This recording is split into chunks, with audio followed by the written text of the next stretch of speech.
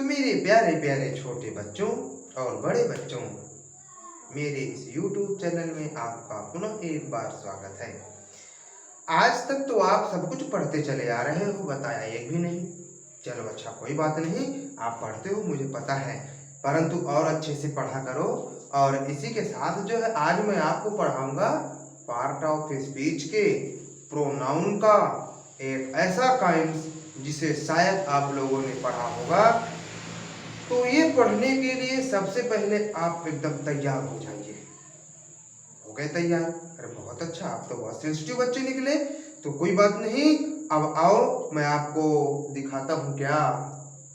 अरे वही पढ़ाई लिखाई की बात है भाई, कोई दूसरी बात नहीं है मेरे पास।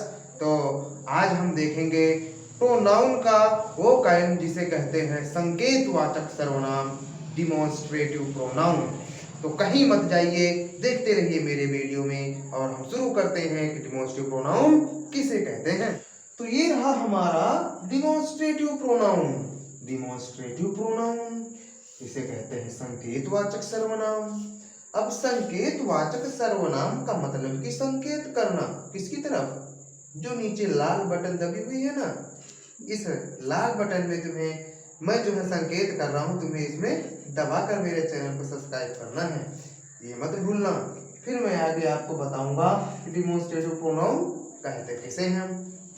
तो चलो अच्छा, कोई बात नहीं, आप बहुत अच्छे व्यक्ति हो और मुझे पता भी है इस बात का। तो डिमॉन्स्ट्रेटिव प्रोनाउन में देख लेते हैं कि वह सर्वनाम, वह प्रोनाउन जो किसी वस्तु की ओर या किसी नाउन की ओर संकेत करता हो। अब कैसा संकेत मैं आपको बता रहा हूं, चिंता की बात नहीं है। तो मेरे प्यारे प्यारे मित्रों, अब जैसे कह दिया जाए ये एक सर्वनाम शब्द है, ठीक, इसे हम एक सर्वनाम शब्द मान लेते हैं और यहाँ पर हमारी कोई एक वस्तु रखी हुई है। तो अब यहाँ से जब इसकी तरफ संकेत किया जाएगा, यही हमारा ये तो एक ऐसा शब्द होगा ये जिससे हमें पता चलेगा कि इसकी ओर इशारा किया जा रहा है। अब अभी भी अगर आपको समझ में नहीं आया है तो कोई दिक्कत की बात नहीं यार, मैं हूं ना, तब मैं अभी आपको समझा के ही छोड़ूंगा। काहे परेशान हो रहे हो इतने जल्दी कि हमें समझ में नहीं आया, समझ में नहीं आया? पहले पूरा वीडियो तो देखो। फिर इसके बाद जैसे हमने यहाँ पर लिख दिया दिस इज ए ट्री। अब यहाँ पर तो कहीं आपको ट्री दिखाई नहीं दे रहा है, अपने आसपास बहुत सारी तुम्हें वस्तुएं दिखाई दे रही होंगी, कहीं भी देख लो। तो उस प्रकार से जो तुम्हारे आसपास वस्तुएं हैं उनको अगर किसी से आप मंगवाना चाहते हो तो क्या कहते हो? इसे उठा दो, उसे उठा दो, या इसे ले आओ या उसे ले आओ, इन्हें ले आओ या उन्हें ले आओ। तो ये सब क्या होता है? संकेत होता है उस वस्तु की तरह। अब हमें तो समझ में आ रहा है दिस इज ए ट्री। अब मान के चलो ये हमारा एक पेड़ बना हुआ है, ये हमारा एक पेड़ बन गया, ठीक। अब इसे कहते हैं this is a tree. What is it? What is it? This is a tree. What is this? This is a tree. अर्थात यह क्या है? पेड़ है, यह एक पेड़ है। अब इसे हमें पता चल रहा है यह क्या है, इसे सीधे सीधे बता दिया गया तुम्हें यह एक पेड़ है। अर्थात इस शब्द के माध्यम से तुम्हें इस वस्तु या ट्री है, एक पेड़ है, किसी एक वस्तु का नाम है, इस प्रकार से ये नाउन हुआ हमारा। तो इस नाउन की ओर अर्थात इस वस्तु की ओर जो है संकेत किया गया किस शब्द के माध्यम से? दिस के माध्यम से। अर्थात यहाँ पर दिस क्या हुआ? डिमॉन्स्ट्रेटिव प्रोनाउन हुआ।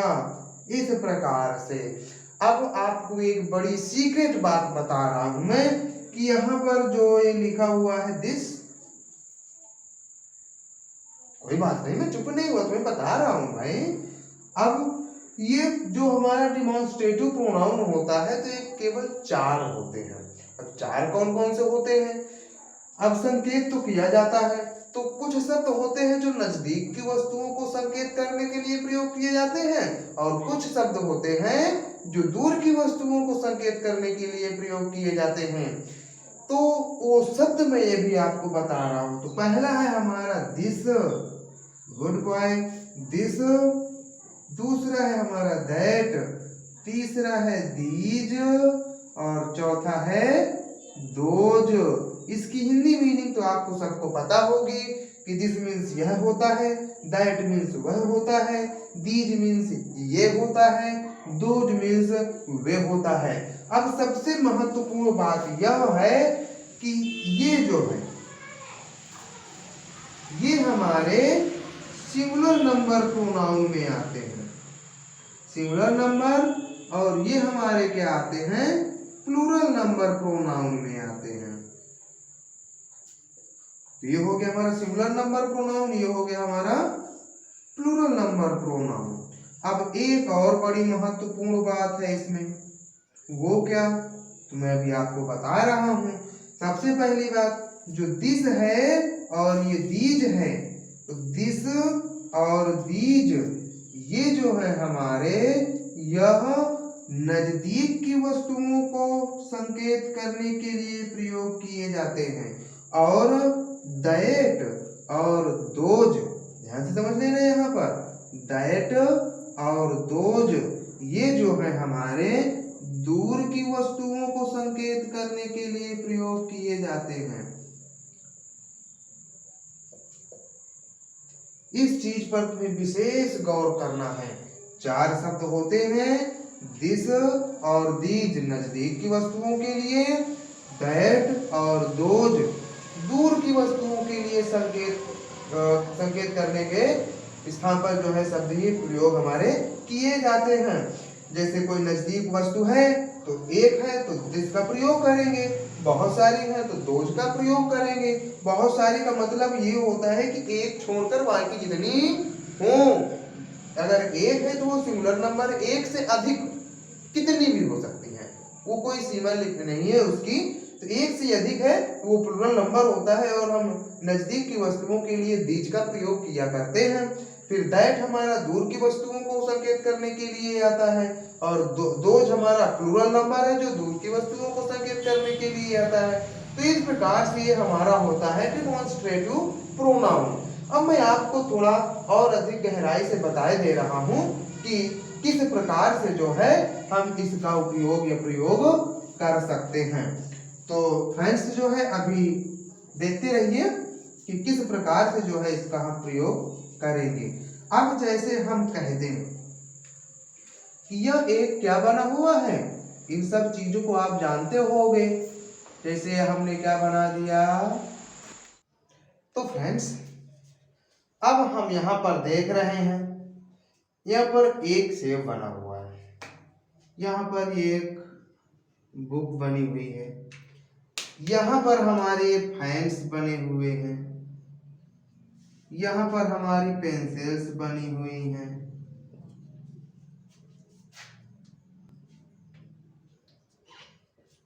पेंसिल्स। अब हम आपको ये बताएंगे कि आखिर ये मैंने बनाया है कि किस प्रकार से इसमें आपको समझ में आएगा।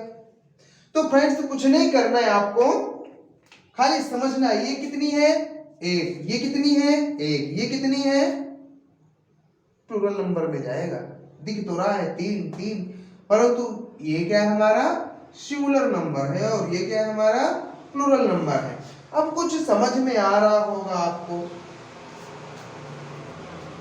ये वस्तु कहाँ बनी है, नजदीक बनी है, ये कहाँ बनी है, दूर बनी है, ये कहाँ बनी है, नजदीक बनी है, ये कहाँ बने हैं, दूर बने हैं। अब हम कहें कि ये क्या है, या यह सेब है या वह सेब है। अब दूर से मैं कह दूं वह सेब है, तो वह सब अर्थात जो दैट होगा यहाँ पर वो होगा हमारा सिंगुलर वर्ड।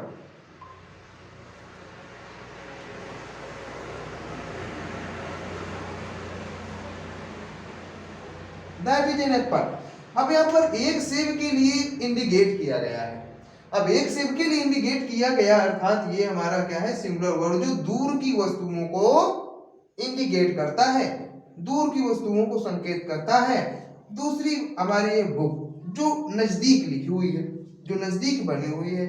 तो जब कोई वस्तु नजदीक होती है, सिंगुलर होती है, तो उसके लिए हम किसका प्रयोग करते हैं?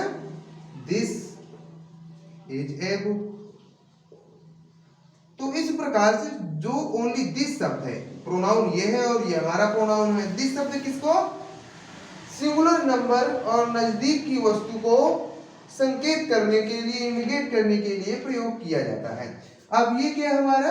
पंखे। पंखे हैं, बहुत सारे, प्लूरल नंबर है। तो इस प्रकार से ये हो जाएगा हमारा दोज। Those are fans. तो इस प्रकार से दोज क्या है? जो हम वह डिमॉन्स्ट्रेटिव प्रोनाउन है जो दूर की वस्तुओं को तरफ संकेत करता है। इसी प्रकार से फ्रेंड्स ये हमारी है पेंसिल्स, जो नजदीक बनी हुई है। तो नजदीक की वस्तुओं को संकेत करने के लिए जो प्लूरल में होता है वो सब होता है हमारा दोज, सॉरी दीज। तो नजदीक की वस्तुओं की तरफ संकेत करने के लिए प्लूरल नंबर दीज शब्द होता है जिसका हम प्रयोग करते हैं। तो ये हो जाएगा दीज आर पेंसिल्स। तो इस प्रकार से हम this, that, these, those demonstrative pronoun का प्रयोग करते हैं। तो फ्रेंड्स ये रहा हमारा डिमॉन्स्ट्रेटिव प्रोनाउन। अब आगे देखते हैं इंट्रोगेटिव प्रोनाउन।